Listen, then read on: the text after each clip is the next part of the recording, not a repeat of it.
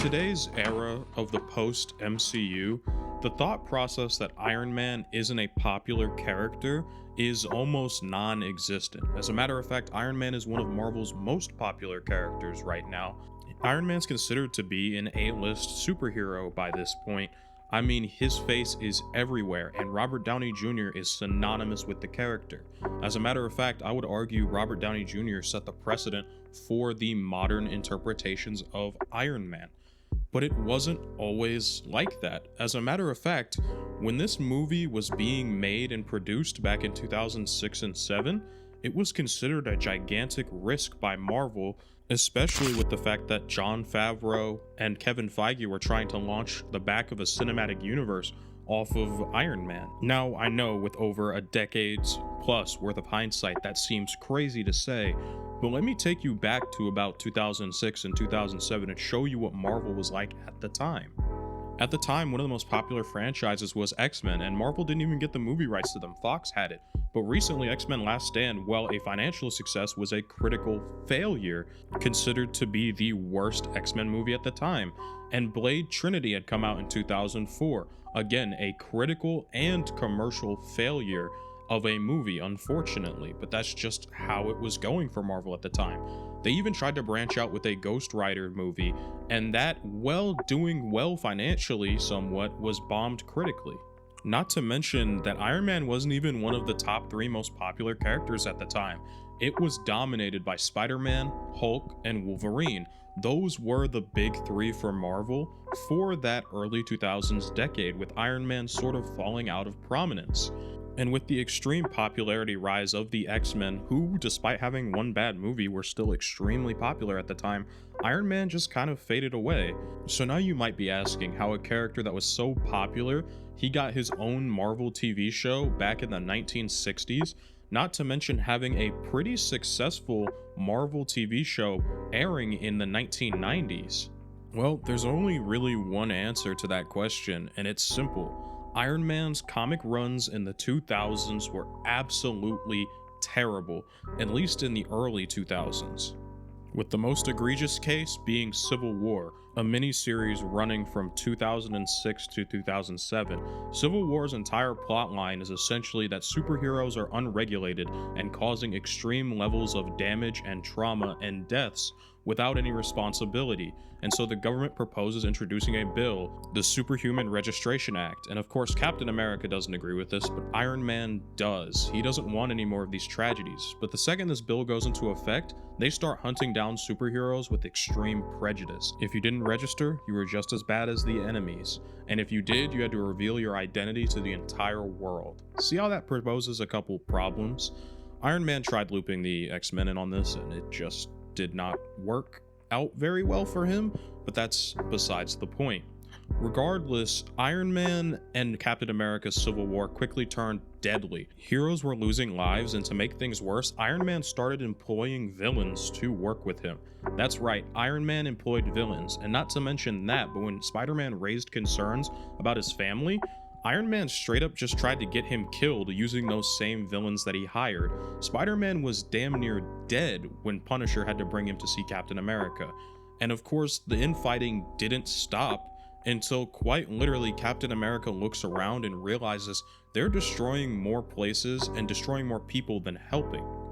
And at the end of it all, Iron Man gets rewarded with his cushy new job as head of S.H.I.E.L.D., and Captain America ends up dying due to all of this.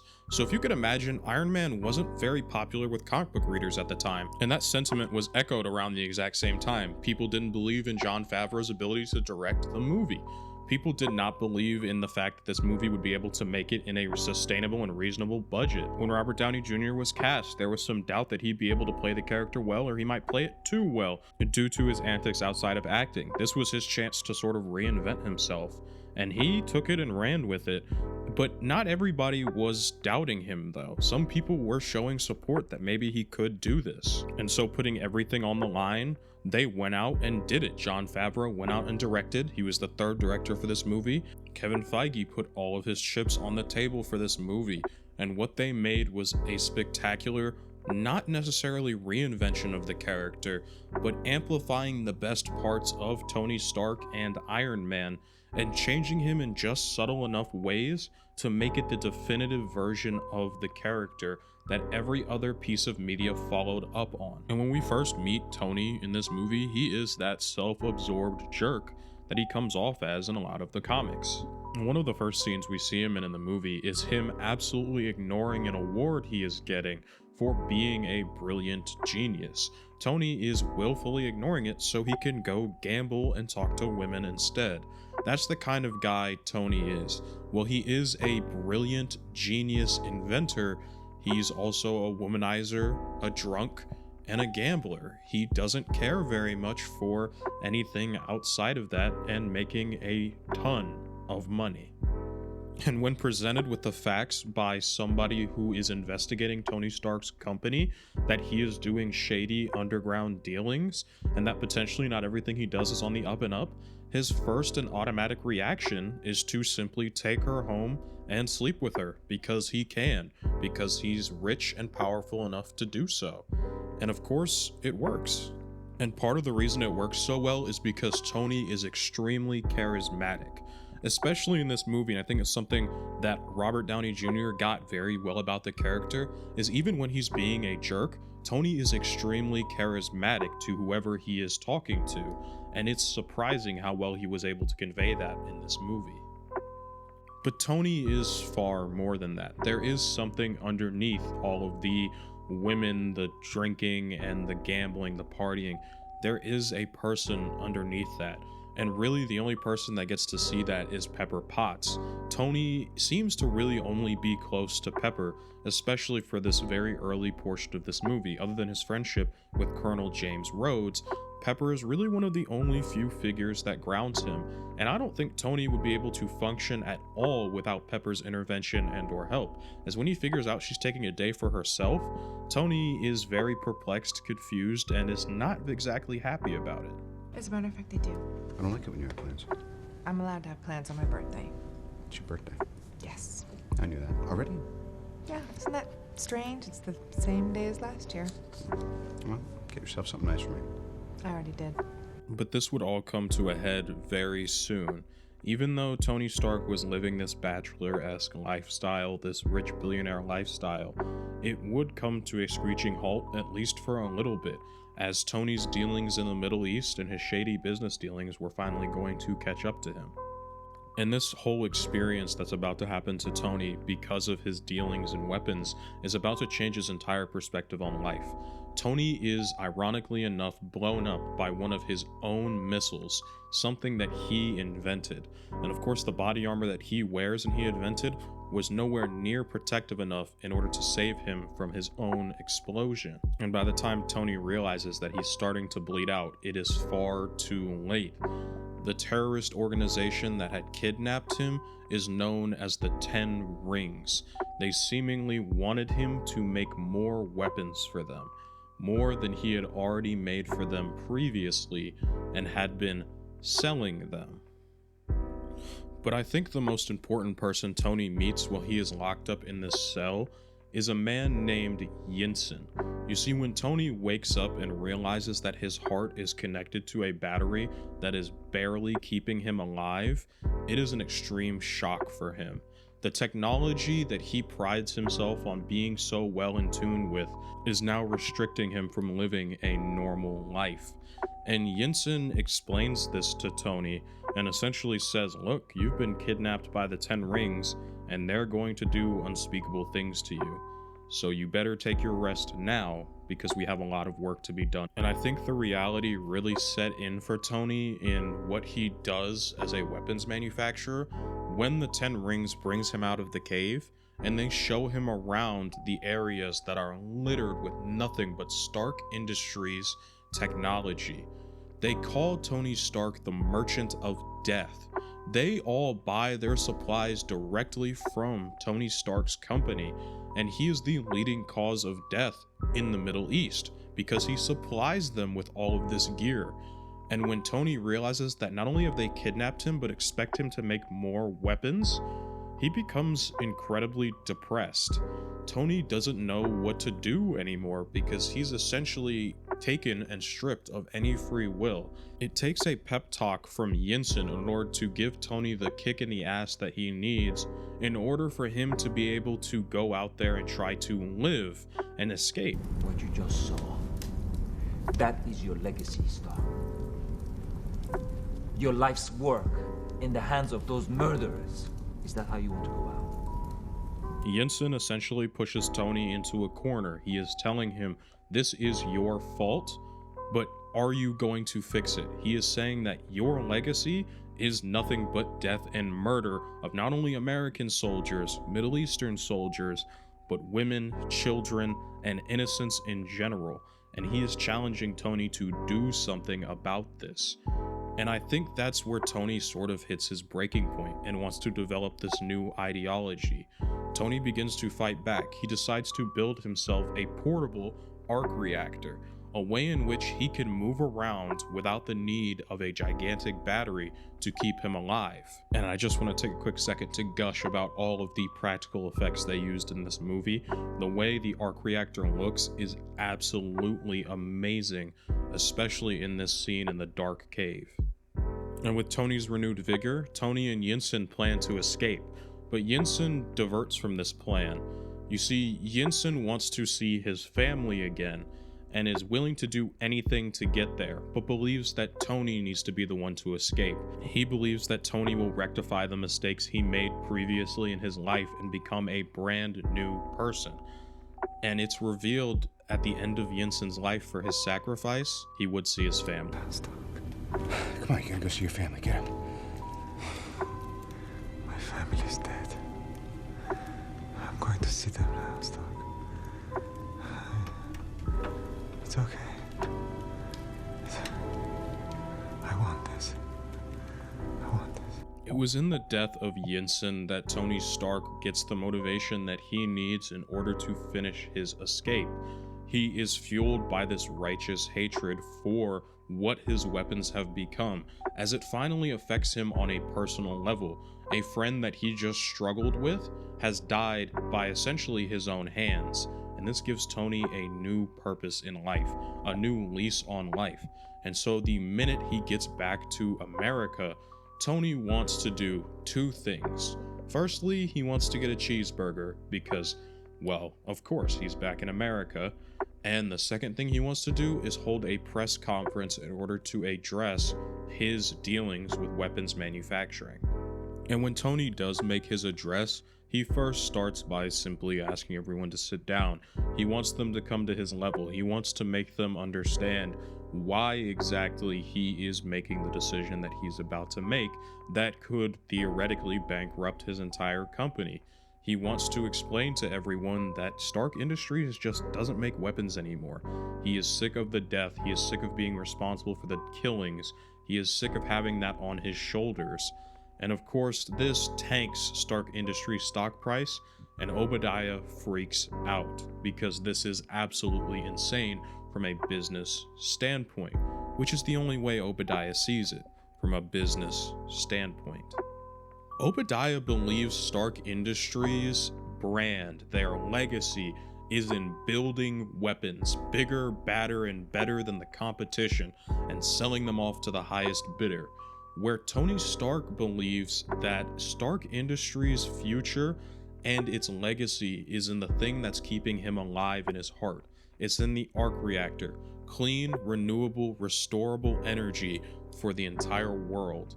Obadiah wants this arc reactor tech not because he wants to heal the world, to give them free energy, but because he wants to make a weapon out of it. And he really wants to make a weapon out of it, asking Tony repeatedly for the specs to it, of which Tony declines because he knows what Obadiah is going to do with said schematics. But Tony wouldn't let Obadiah's overwhelming need for these schematics, for the ability to make new weapons, he wouldn't let it be a thing.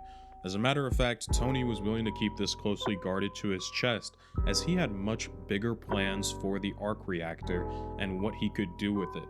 Tony had much grander ideas of how he was going to help heal the world, rather than just pulling Stark Technologies weapons off the market, because he knew there were still millions of weapons on the open market in the Middle East. And so Tony wanted to do something about it, but he just wasn't sure of what yet. It wasn't until Tony had successfully developed his first suit of Iron Man armor that he sort of realized what he was going to get ready to do. He had built this weapon of mass destruction as a deterrent, a counter for his weapons of mass destruction. Tony took what he knew best how to do, and used it against the very thing that he previously had stood for. And I think that's an interesting subversion of his character. He uses weapons to fight weapons. It's kind of ironic and an oxymoron in and of itself, but it seems to work. That sort of fire versus fire adjective.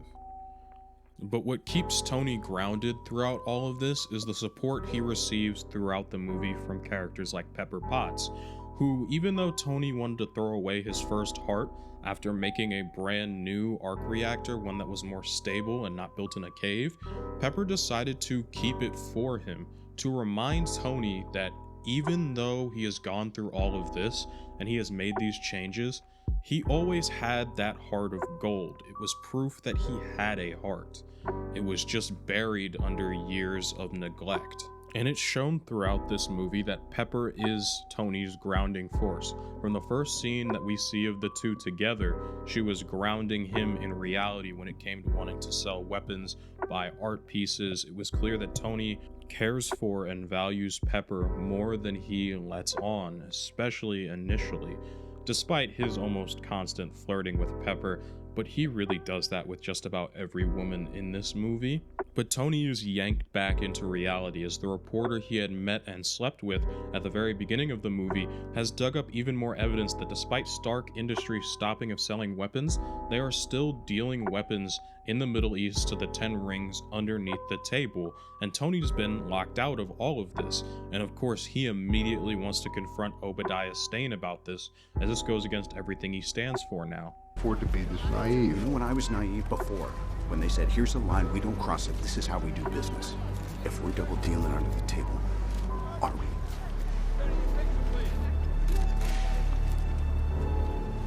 Let's take a picture, come on.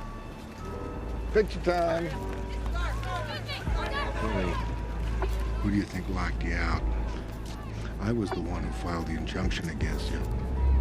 It was in this moment of betrayal from what was one of Tony's closest friends and confidants throughout his life, almost like an uncle to him, that Tony really started to understand what was going on and decided that simply pulling weapons off the market wasn't enough. It was time to initiate his other plan. It was time for him to become the Iron Man. And this started in one of the coolest suit-up sequences I think I had ever seen in a superhero movie at the time, especially.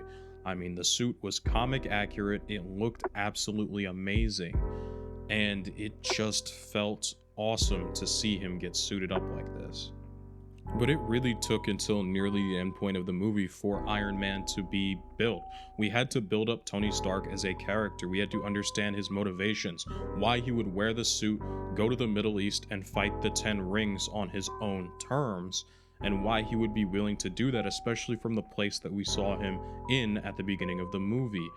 But I think the movie, and while it doesn't explicitly state this, it tries to draw a parallel between Tony Stark and Obadiah Stane, as I think Obadiah Stane and Tony have a lot more in common than is essentially let on to begin with. Obadiah Stane is capitalist greed personified. He is willing to do anything it takes to get a buck. First thing he does when he hears that Tony Stark is back in America is he gets the 10 rings to go digging for that suit that he made, because Obadiah wants that piece of technology. He wants the next greatest weapon that he can use to make himself millions. And Obadiah is willing to go to any lengths in order to get this technology. As a matter of fact, he travels to the Middle East to meet with the 10 rings in order to gain the specs and get the armor himself so he can build it. He is more than willing to not only go there, but give them millions of dollars in order to continue to fund this gigantic war that is killing hundreds of thousands and millions of innocents. And what does Obadiah Stane do the very second he doesn't come to a deal that he likes? He whips out a technological device in order to murder every single person in the 10 Rings encampment. Now, obviously, these people aren't good people, but Obadiah isn't doing this for a good reason, so he gets no brownie points for this act, obviously, as it's not made with good intentions. But I think another thing to bring up about Stane that I find highly interesting is that him and Tony really weren't too far from each other just a short few months ago. I mean, Obadiah can't seem to fathom at all that Tony Stark would come back from this experience and would change himself, that he would have a different perspective on life. And he has this conversation with Pepper where he essentially says, yeah, Tony, I don't believe that he would change like this at all. I don't believe the Tony we got back is the same man we lost. Now, mind you, this is where Pepper is loading all the specs off of Stane's computer, and she finds out that Stane was the one who got Tony Stark kidnapped and almost killed. Obadiah did it simply for money, because he could. And it shocks Obadiah when Tony comes back from this and just doesn't want to be the same businessman anymore. Obadiah doesn't have the capacity to think outside of himself and outside of the dollar signs that are right in front of him when it comes to selling these weapons. I was so happy when he came home. It was like we got him back from the dead. Now I realize, well, Tony never really did come home, did he? He left a part of himself in that cave. Breaks my heart. And to add on top of all of this, Obadiah isn't above using scare tactics in order to get what he wants. He was willing to intimidate Pepper when he thought Pepper was doing something nefarious. Now, mind you, Pepper has been nothing but nice and great to Obadiah this entire movie. Not to mention his angered benevolence at the people working under him when they simply can't comprehend the same level of technology that Tony Stark made. Because while it's Tony Stark, he is one of the smartest people on this planet in the Marvel Universe. And when Obadiah isn't getting what he wants, he freaks out because he wants to see the money. He wants to see the dollar signs. And it frustrates him when he doesn't. But shifting focus back to Tony, the entire third act of the movie is almost all about self-sacrifice on Tony's part. Obadiah comes up to Tony Stark and quite literally steals the only thing that he has keeping him alive. He takes Tony's heart, simply so that he can make his Project Ironmonger run perfectly fine. It's just another layer of Obadiah's evil that we see. He is literally willing to pull the heart out of a kid that he was supposed to protect, be like a surrogate uncle to. He's willing to rip his heart out, all for monetary gain, simply because it would make him more money. Oh, what a masterpiece. Look at that. This is your legacy. A new generation of weapons with this at its heart. Weapons that will help steer the world back on course. Put the balance of power in our hands. But Tony wouldn't take this laying down. Tony goes scrambling for the only heart that he has left, the one that Pepper had left him inside of his old case, something that he was so willing to throw away initially. It's almost like a sort of symbolism that Tony Stark was willing to throw away the first heart that he had crafted for himself when becoming a new person in order to get something theoretically better. But in the end, he ended up needing that original heart, that original will he got when he first came out of that Mandarin torture cave in order to keep him alive. And I think another wonderful juxtaposition this movie uses is that when Tony Stark is dying on the floor, they show Obadiah finally getting what he wants. His suit is bigger, it's bulkier, it's theoretically more dangerous, it's less sleek. It is like a weapons manufacturer's wet dream, and he's finally slotting in the heart to his beastly creation, and it's like his magnum opus. And as for Tony, it doesn't just take him in order to make it out of this place alive. It takes the help of Rhodey in order to get him and pick him back up and allow him to be able to get to his suit in order to challenge Stane. And in the final fight of the movie, Tony was willing to sacrifice his entire life if that meant destroying Stane, making sure that Stark Industries was free of weapons and that no more harm would come to other people from an Ironmonger large-scale project. And so Tony asks Pepper to light up the arc reactor, the giant one that his father built decades ago, and potentially get himself killed in a self-sacrifice if it meant saving the rest of New York, and in extension, stopping the wars and terror that he was causing through his own weapons. And of course, if you have seen this movie, and with about over a decade's worth of hindsight, we know Tony Stark survives this and goes on to become one of the most renowned superheroes in the Marvel Universe after this movie. And of course, the movie has to end on one of the most iconic lines that Robert Downey Jr. has ever said, all at the press conference where Tony Stark talks about Iron Man. The truth is,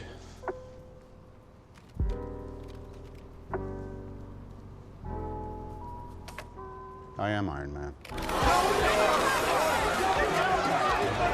Oh, you know, and in the process of that, they managed to launch one of the most successful film franchises that is spanning nearly 100 films, TV shows, and all the like, you know, just off this one movie. Nothing too crazy. But I think this movie is worth examining now in 2024, as I'm reading off of this script. Might be different when you see this video, mind you. I think it's important to look back at this movie and understand where the discourse was around Iron Man, what the discourse was around the making of this film specifically, and how it influenced future versions of the character. So, Robert Downey Jr., before this had come out, he was known in Hollywood as being the drug addict drunk who was a womanizer and couldn't keep down a job. He reinvented his entire image for the rest of his life just solely off of this movie franchise. Jon Favreau cemented himself as one of the best directors of this generation, as he has gone on to direct multiple other projects spanning from Star Wars to Marvel, all under the Disney umbrella. Kevin Feige successfully launched a cinematic universe that has made him a billionaire. I mean, all of this stuff stemmed off the back of a character that wasn't considered to be super popular at the time, but was made extremely popular by making the definitive adaptation of the character. They trimmed the fat and the portions of the character that were undesirable. They cut back on his extreme arrogance, his over-intelligence, and they often boosted his charisma, especially in this movie, brought by a very well portrayal from Robert Downey Jr. As well, they would do a better job at fleshing out why Tony Stark does not want to sell weapons, why he wears the Iron Man suit, and why he fights so damn hard to protect people. And I think that part was extremely important. We essentially flipped the perception on Iron Man in one singular movie and easily brought Iron Man back into being an A-list hero, someone you could build a team around, a franchise around.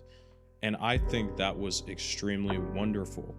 Now, you might be wondering by this point in the video, why am I talking about MCU's Iron Man and not Earth's Mightiest Heroes Iron Man? As that was originally the plan for this week, was to talk about Earth's Mightiest Heroes Iron Man. But I didn't think I would be able to describe that character and to talk about him in depth without previously showing you guys how Iron Man got to be where he is right now at about the time that TV show was made, as their Iron Man was heavily inspired by Robert Downey Jr.'s, much like just about every interpretation is nowadays anyways. And I think it was very important that I sat down and did a video analyzing this version of Iron Man and how we got to this point before I made the EMH video.